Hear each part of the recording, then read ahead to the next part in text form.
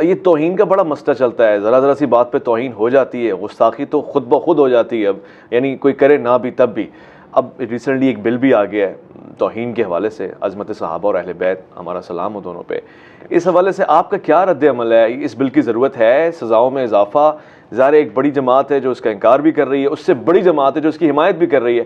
I want to know کہ engineer Mirza صاحب کیا کہتے ہیں۔ دیکھیں، جو 295C ہے پاکستان کا قانون، وہ تو سب سے بڑی سزا ہے اور سب سے بڑا جرم پلانٹ ارتھ پہ اگر شرک کے بعد کوئی ہو سکتا ہے تو وہ رسول اللہ صلی اللہ علیہ وآلہ وسلم کی شان میں گستاخی ہے۔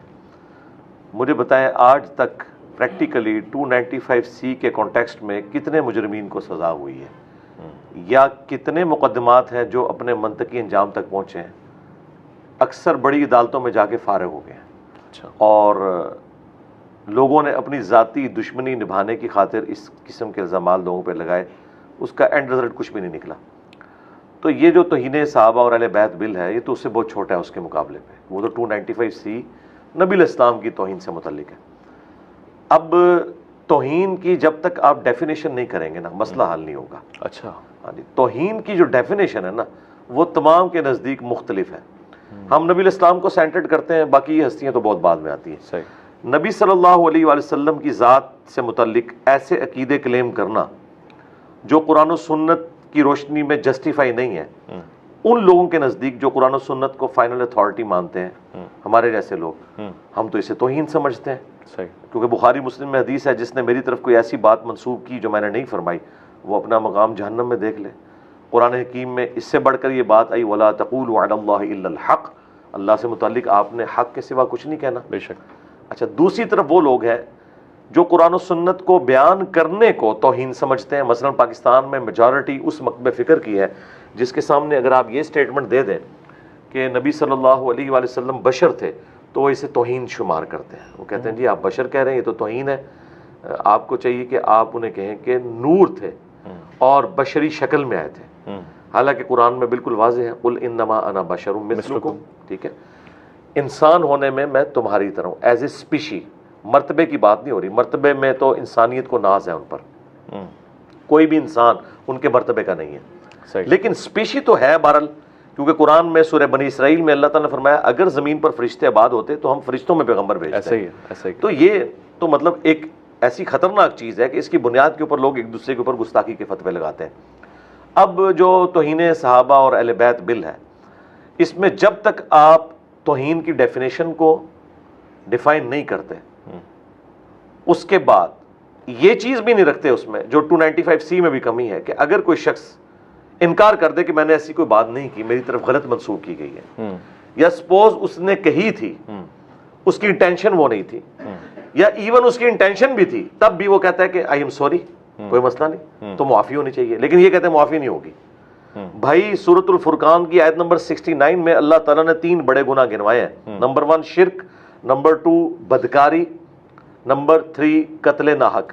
ان 3 گناہوں سے بڑا کوئی پلانٹ ارتھ پہ گناہ نہیں ہو سکتا۔ اچھا، حقوق العباد کے معاملے میں سب سے بڑا اگر کوئی اس میں وائلیشن کر سکتا ہے تو قتل ناحق ہے۔ بے حیائی کے حوالے سے بدکاری اور شرک تو وہ سب سے بڑا جرم ہے اس کائنات کا۔ ان 3 کے بعد اللہ تعالیٰ نے سورۃ الفرقان سورت نمبر 25 آیت نمبر 70 میں فرمایا اگر کوئی ان گناہوں سے بھی توبہ کر لے، نہ صرف ہم معاف کر دیں گے بلکہ گناہوں کو بھی نیکیوں سے بدل دیں گے۔ اللہ اکبر۔ اچھا، اب مجھے بتائیں کہ اللہ کی گستاخی کرنا بڑا گناہ ہے یا نبی صلی اللہ علیہ وآلہ وسلم کی گستاخی یا کسی صحابی یا اہل بیت کی گستاخی؟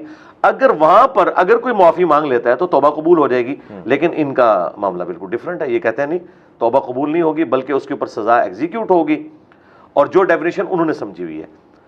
مکاتب فکر کی توہین کی ڈیفینیشن ہی بالکل الگ ہے۔ اچھا، جب تک یہ سب کے سب کنسنسس کے ساتھ ایک ڈیفینیشن کے اوپر متفق نہیں ہوتے، یہ سارے کے سارے بل کسی کام کے نہیں، نہ ان سے کوئی توہین میں فرق پڑنا ہے۔ جو لوگ کر رہے ہیں وہ اسی طریقے سے کرتے رہیں گے، اس کا رزلٹ کوئی نہیں نکلنا۔ اچھا، اور جن چیزوں کو بعض علماء توہین سمجھتے ہیں وہ اسی طریقے سے ہوتی رہے گی، کیونکہ وہ تو قرآن و سنت میں لکھی ہوئی ہے۔ ہمارے جیسے لوگ ان چیزوں کا بیان کرنے میں کوئی آر محسوس نہیں کریں گے، اور اگر کوئی کہتا ہے کہ قرآن اور سنت سے کوئی چیز بیان کرنا توہین ہے، تو پھر جو فتویٰ میرے اوپر ہے وہی قرآن کے اوپر بھی لگنا چاہیے، امام بخاری پہ بھی لگنا چاہیے، امام مسلم پہ بھی لگنا چاہیے۔ ہم تو نقال ہیں نا، ہم تو ان کی چیزیں بیان کر رہے ہیں، اور وہ بھی خود نبی صلی اللہ علیہ وآلہ وسلم سے روایت کر رہے ہیں جو احادیث، ان کو بیان کرنے میں میرا خیال ہے کوئی توہین والا معاملہ بنتا ہی نہیں ہے۔ ہاں توہین یہ ہے کہ صراحتاً کوئی شخص گالی دے دے اور اس طرح کے الفاظ استعمال کرے جو ایک معاشرے کے اندر گالی کی کیٹیگری میں فال کرتے ہیں، اچھا، پھر اس کو توہین کہا جا سکتا جس کو ہم سب و شتم کہتے ہیں۔ جی، سب و شتم۔ دیکھیں الفاظ کے چناؤ میں فرق ہو سکتا ہے۔ اب دیکھیں بریلویوں نے باقاعدہ کمپیریٹیو سٹڈی کروائی ہے تراجم کی، اس میں انہوں نے کہا کہ باقی مکاتب فکر نے بسم اللہ کا ترجمہ کیا ہے شروع کرتا ہوں اللہ کے نام سے، یہ شروع اللہ کے نام سے، اس میں وہ کمنٹس کر گئے کہ انہوں نے تو اللہ کے نام سے شروع ہی نہیں کیا، انہوں نے تو شروع سے شروع کیا ہے۔ اور اعلیٰ حضرت نے ترجمہ کیا اللہ کے نام سے شروع، وہ کہتے ہیں نہیں صرف اعلیٰ حضرت نے اللہ کے نام سے شروع کیا ہے۔ تو پھر اس میں نے ان کو پھکی دی تھی کہ اگر یہ اتنا سینسٹیو ایشو تھا تو بسم اللہ میں بھی تو اللہ بعد میں آ رہا ہے، با پہلے، ہاں با پہلے آ رہی ہے۔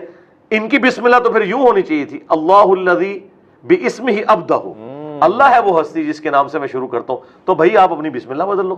اب مجھے بتائیں کسی نے شیطان کے نام سے شروع نہیں کیا؟ آج اگر 10 PhD انگلش صحابہ کرام ہو جن کی نیٹو لینگویج عربی ہو، آپ انہیں اگر عربی والا قرآن دیں اور انہیں کہیں کہ اس کا ترجمہ انگریزی میں کرو، ساروں کے الفاظ کا چناؤ مختلف ہوگا لیکن مفہوم ایک ہوگا۔ یہ ہو ہی نہیں سکتا کہ ایک زبان دوسری میں ٹرانسلیٹ ہو تو آپ الفاظ کے چناؤ میں فرق نہ آئے، تو آئے گا۔ قصہ آدم اور ابلیس قرآن میں 7 دفعہ ہے، وہاں الفاظ کے چناؤ کا فرق ہے فٹن کرنے کے لیے، ورنہ اللہ کی اور ابلیس کی گفتگو تو ایک دفعہ ہوئی ہے نا، الفاظ تو ہر دفعہ وہی ہونے چاہیے تھے، لیکن اس کو صورتوں کے وزن میں بٹھانے کے لیے مختلف الفاظ کا استعمال کیا گیا ہے۔ تو اس سے کوئی توہین والا معاملہ تو نہیں ہو گیا، نہ کوئی آپ نے اللہ کی گفتگو کو ٹیمپر کر دیا جو شیطان کے ساتھ ہوئی ہے۔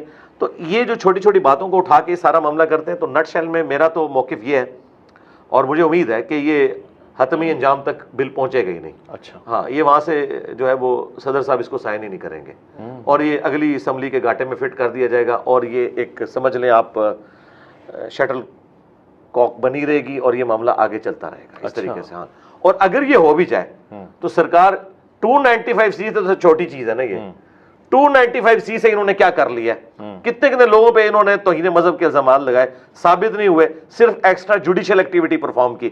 ادھر بھی یہی ہوگا کہ پرفارم کچھ نہیں ہوگا، ایکسٹرا جوڈیشل ایکٹیویٹی پرفارم ہو رہی ہوگی، بس اس سے زیادہ کچھ نہیں ہوگا۔ اللہ اکبر، اللہ اکبر، بہت شکریہ، یہ بہت ہی خاص موضوع تھا اور اس پہ آپ کا جواب آنا انتہائی ضروری تھا۔